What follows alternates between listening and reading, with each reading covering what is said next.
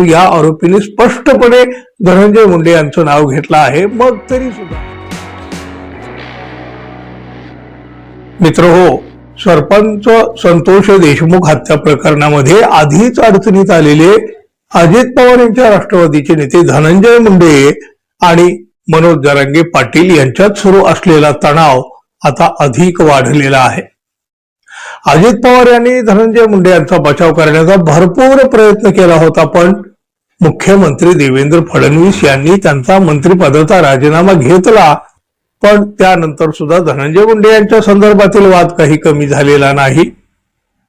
देशमुख हत्या प्रकरणामध्ये धनंजय मुंडे यांची चौकशीच केली गेली नाही, त्यामुळं सत्य बाहेरच आलं नाही अशा तक्रारी असतानाच आता मनोज जरांगे पाटील यांनी आणखी एक मोठी खळबळ उडवून दिली. आपल्याला मारण्यासाठी धनंजय मुंडे यांनी 2.5 कोटींची सुपारी दिली होती, त्याची कबुलीच आरोपींनी दिलेली आहे. धनंजय मुंडे यांना चौकशीसाठी बोलवा, नाही तर तुम्हाला भारी पडेल असा इशारा सुद्धा आता मनोज जरांगे पाटील यांनी दिला. अलीकडेच मनोज जरांगे पाटील यांनी धनंजय मुंडे यांच्यावर गंभीर आरोप